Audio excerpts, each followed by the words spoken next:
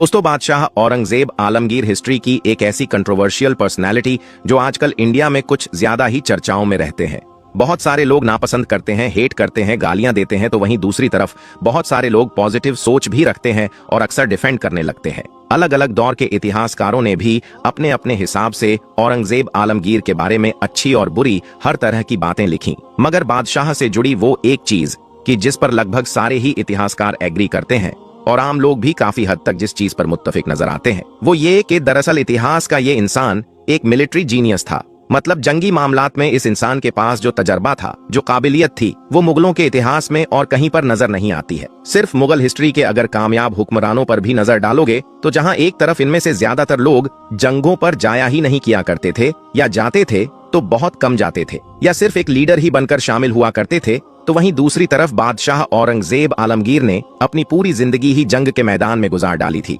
अभी उम्र बा मुश्किल 15 से 16 साल ही रही होगी कि जब शाहजहां के बेटे मतलब शहजादे औरंगजेब ने प्रॉपर जंगों में हिस्सा लेना या फिर जंगों में अपनी फौजों को लीड करना शुरू कर दिया था। और फिर आखिरी सांस तक, मतलब जब 1760 में 88 साल की उम्र में वफात हुई, तब भी ये इंसान जंग के मैदान में था। दोस्तों, ये बात है साल 1658 मई के महीने की कि जब औरंगजेब आलमगीर की तरफ से अपने बड़े भाई शाह शुजा को एक खत लिखा गया। इस खत में लिखा गया था कि मैं एक सच्चे भाई की तरह तुम्हें कभी भी जमीन या पैसे वगैरह की कोई भी कमी नहीं होने दूंगा। शाह शुजा ने अपने भाई औरंगजेब के इस खत का जवाब तो दिया, मगर साथ ही अंदर खुफिया तौर पर औरंगजेब से जंग की तैयारियां भी शुरू कर दी। अब आप लोग सोच रहे होंगे कि आखिर ऐसा क्यों? तो मामला ये था कि मुगल एम्पायर के जो बादशाह थे, मतलब के शाहजहां, वो बीमार हो चुके थे और वो पहुंचा था कि जब उनके चारों बेटों के बीच वो खूनी खेल शुरू होने जा रहा था कि जो उस दौर में गद्दी हासिल करने के लिए हुआ था। शाहजहां के जो 4 बेटे थे, उनमें सबसे बड़े थे दारा शिको, कि जो शाहजहां के भी दुलारे थे और तख्त के लिए पहली पसंद भी हुआ करते थे। दूसरे नंबर पर शाह शुजा थे कि जिनको औरंगजेब की तरफ से ये खत लिखा गया था और जो बंगाल के इलाके में गवर्नर हुआ करते थे। तीसरे नंबर पर औरंगजेब थे, जबकि चौथे नंबर पर थे मुराद बख्श। इनमें से बंगाल के इलाके के गवर्नर शाह शुजा ने तो हालात को देखते हुए अपने आप को बादशाह घोषित कर दिया था, अपने नाम के सिक्के चलवा दिया और तो और अपने नाम का खुतबा तक पढ़वा दिया। लेकिन जाहिर है गद्दी के 3 और भी दावेदार थे, इसीलिए इन दावेदारों से निपटने के लिए जब पहली ही जंग लड़ने का मौका आया तो पहली ही जंग में शाह शुजा को बड़ी हार झेलनी पड़ी। पहला मुकाबला बनारस के करीब बहादुरपुर के इलाके में शाह शुजा और दारा शिकों के बीच हुआ। इस जंग में शाह शुजा को हार का सामना करना पड़ा और मजबूरी में पीछे हटना पड़ा, जबकि दूसरा मुकाबला अब शाह शुजा से जीत चुके दारा शिको और औरंगजेब के बीच हुआ। इन दोनों के बीच तो 1658 में ही एक नहीं बल्कि 2 जंगें हुई, battle of Dharmat, battle of Samugarh, और इन दोनों ही जंगों में औरंगजेब आलमगीर को बड़ी फतह नसीब हुई। हार के बाद दारा शिको ने जान बचाने की खातिर लाहौर की तरफ जाने का फैसला किया, लेकिन औरंगजेब आलमगीर ने लाहौर की तरफ भी दारा शिकों का पीछा नहीं छोड़ा और इसे पीछा करने के दौरान ही औरंगजेब आलमगीर की तरफ से अपने बड़े भाई शाह शुजा को वो खत लिखा गया था जिसके बारे में हमने शुरू में बात की, क्योंकि दारा शिको 2 बार जंगों में हारकर लाहौर की तरफ भाग चुका था। इसके अलावा सबसे छोटा भाई मुराद बख्श ऑलरेडी कैद में था, तो सिर्फ बंगाल का गवर्नर मतलब के शाह शुजा ही रह गया था और वो इस वक्त और भी ज्यादा खतरा बन चुका था, क्योंकि बादशाह औरंगजेब आलमगीर के लाहौर के रास्ते पर निकल जाने के बाद अब आगरा बिल्कुल खाली हो गया था। औरंगजेब आलमगीर को बस यही खतरा था कि कहीं इस मौके का फायदा उठाकर शाह शुजा की तरफ से आगरा पर चढ़ाई ना कर दी जाए, और इसी खतरे को देखते हुए ही अपने भाई की तरफ ये खत लिखा गया था। दोस्तों, शाह शुजा ने बिल्कुल किया भी ऐसा ही था, क्योंकि शाह शुजा ने देखा कि जब आगरा खाली है तो फौरन चढ़ाई का हुक्म दे दिया। बड़ी तेजी के साथ इलाहाबाद और बनारस जैसे शहरों को कंट्रोल में ले लिया गया और आगे बढ़ते हुए जितने भी इलाके आ रहे थे सब पर कब्जा कर लिया जा रहा था। दूसरी तरफ औरंगजेब आलमगीर ने भी अपने भाई को खत तो लिखा था, मगर साथ ही में बंगाल में अपना जासूसों का नेटवर्क भी एक्टिव कर दिया था, ताकि अगर कुछ भी हो तो उसकी खबर फौरन लाहौर में औरंगजेब आलमगीर तक भी पहुंच सके। इसीलिए जो कुछ भी हो रहा था उसकी पल पल की खबर लाहौर के इलाके में पहुंच रही थी, जिसका नतीजा ये निकला कि अब औरंगजेब आलमगीर ने अपने बेटे सुल्तान मोहम्मद को अपने से पहले ही शाह शुजा का मुकाबला करने के लिए रवाना कर दिया, जबकि लाहौर में छिपा हुआ दारा शिको हो जब लंबे वक्त तक नहीं मिल सका तो खुद भी औरंगजेब आलमगीर ने अब अपने बेटे के पीछे रवाना होने का फैसला किया और दारा शिको को ढूंढने की जिम्मेदारी अपने सरदारों के सर डाल दी। लिहाजा शाह शुजा और औरंगजेब आलमगीर के बेटे सुल्तान मोहम्मद का आमना सामना खजवा के उस इलाके में हुआ कि जो आज फतेहपुर में पड़ता है। जनवरी 1659 का वक्त आते आते अब सारे ही लोग एक ही जगह पर जमा हो चुके थे। मतलब कि शाह शुजा, उनकी पूरी फौज, उनके सारे साथी, दूसरी तरफ खुद औरंगजेब आलमगीर भी, उनके बेटे,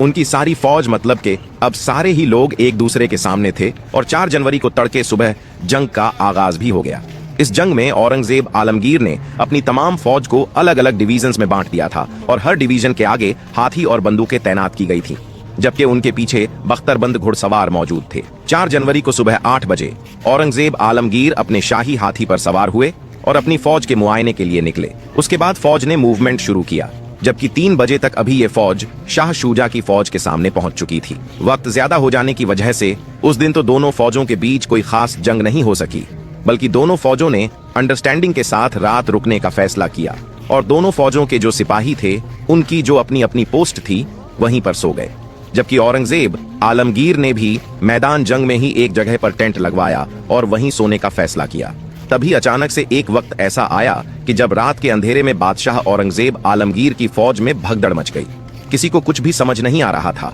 बल्कि ज्यादातर लोग तो यही सोच रहे थे कि शायद रात के अंधेरे में धोखा देते हुए शाह शुजा ने हमला कर दिया है। मगर दरअसल वो कोई हमला नहीं था, बल्कि एक धोखा था कि जो औरंगजेब आलमगीर को उनके अपने एक साथी की तरफ से दिया गया था। ये धोखा देने वाले कोई और नहीं बल्कि मालवाड़ के राजा जसवंत सिंह थे। ये शुरू में दाराशिकों की तरफ से औरंगजेब आलमगीर के खिलाफ लड़े थे, लेकिन जब जंगों में दाराशिकों को एक के बाद एक हार का सामना करना पड़ा तो फिर इन्होंने औरंगजेब आलमगीर के साथ संधि कर ली, मतलब कि डील कर ली, और 14,000 की फौज लेकर अब ये बादशाह औरंगजेब आलमगीर की तरफ से शाह शुजा से लड़ने के लिए पहुंचे। लेकिन यहां आकर भी अब इन्होंने रात के अंधेरे में शाह शुजा को एक लेटर भिजवाया जिसमें यह मैसेज दिया गया था कि मैं औरंगजेब आलमगीर की फौज पर पीछे से हमला करूंगा, जबकि तुम आगे से हमला करना। मजबूरी में पूरी फौज को पीछे पलटना ही पड़ेगा और इस तरह से अब तुमको पूरी फौज को अच्छी तरीके से क्रश करने का, उसको कुचल देने का मौका मिल जाएगा। मगर दूसरी तरफ शाह शुजा को जसवंत सिंह पर यकीन ही नहीं आया, बल्कि शाह शुजा को तो लगा कि जसवंत सिंह औरंगजेब आलमगीर के साथ मिलकर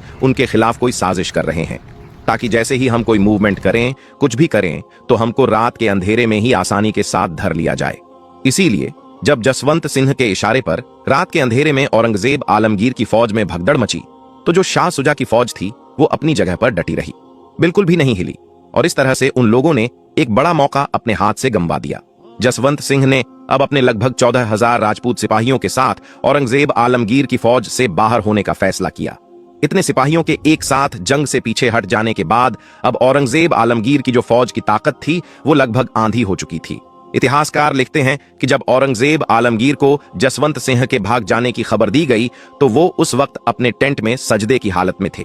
उनको जब बताया गया तो उन्होंने बिना कुछ बोले ही इशारा किया कि मानो वो कह रहे हों कि अगर जसवंत सिंह जाता है तो जाने दो। अगला दिन हुआ तो दोनों ही फौजें आमने सामने आईं और उस जंग का आगाज हुआ कि जिसने फिर भारत के पूरे इतिहास को बदलकर रख दिया। जंग शुरू हुई तो सबसे पहले औरंगजेब आलमगीर ने अपनी फौज में से 10,000 की एक डिवीजन बनाकर उसको आगे बढ़ने का हुक्म दिया। आगे हाथी थे तो पीछे घुड़सवार थे, और खुद इस जंग में औरंगजेब आलमगीर भी लगभग 20,000 सिपाहियों वाली एक डिवीजन को लीड कर रहे थे।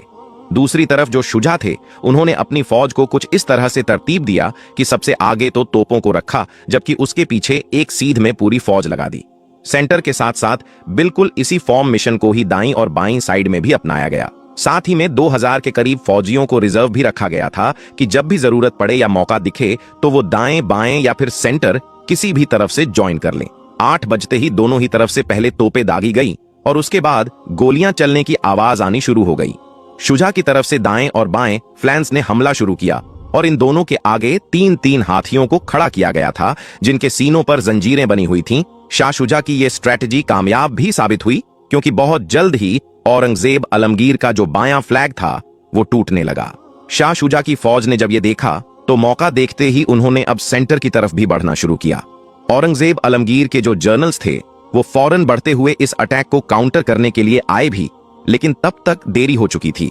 क्योंकि शाह शुजा की तरफ का एक हाथी मन मस्त हो चुका था और वो सेंटर फॉर्मेशन को तोड़ते हुए डायरेक्ट औरंगजेब आलमगीर के पास आ चुका था।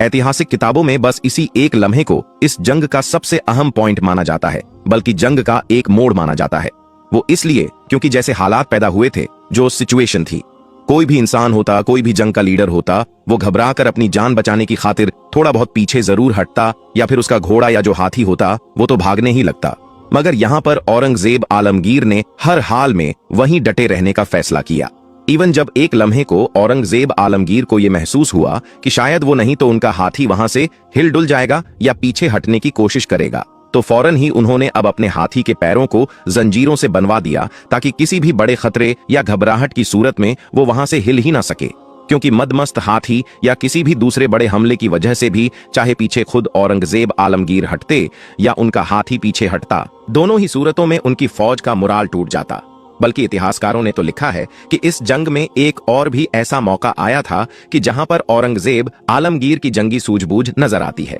क्योंकि एक बार शाह शुजा के तगड़े हमले की वजह से जो औरंगजेब आलमगीर की फौज का बायां फ्लैंक था वो टूटने लगा था। औरंगजेब आलमगीर जो सेंटर में थे वो आसानी मदद के लिए जा सकते थे और मदद कर सकते थे, लेकिन उसके बावजूद भी उन्होंने सेंटर में ही बिल्कुल सीधा जमा रहने का फैसला किया। इसकी वजह यह थी कि औरंगजेब आलमगीर को पता था कि अगर उनका हाथी जरा सा भी इधर उधर मुड़ा तो पीछे की फौज को यह संदेश जाएगा कि शायद औरंगजेब आलमगीर ने वापस होने का या फिर भागने का फैसला कर लिया है। इसीलिए खुद मदद को जाने की बजाय औरंगजेब आलमगीर ने लेफ्ट और राइट की जो लीडरशिप थी उसको मैसेज भिजवाया कि हर हाल में मजबूती के साथ जमे रहे। दूसरी तरफ शाह शुजा ने बिल्कुल इन्हीं मामलों में ही गलतियां कर डाली। इसीलिए शुरू में जो मोमेंटम मिला था वो धीरे धीरे खत्म होता चला गया और अब औरंगजेब आलमगीर की फौज शाह शुजा पर भारी पड़ने लगी। औरंगजेब आलमगीर की फौज की खतरनाक तोपें की जो ऑलरेडी शाह शुजा की आधी फौज को खत्म कर चुकी थी, उनसे बचने के लिए एक लम्हा ऐसा आया कि जब हाथी के बहुत ऊपर बैठे हुए शाह शुजा ने नीचे उतरकर घोड़े पर सवार होकर लड़ने का फैसला किया। लेकिन ये शाह शुजा की बहुत बड़ी भूल साबित हुई, क्योंकि जैसे ही आम फौजियों ने ऊपर मौजूद हाथी को खाली देखा तो उनको लगा कि शायद शाह शुजा या तो मारा जा चुका है या फिर भाग चुका है।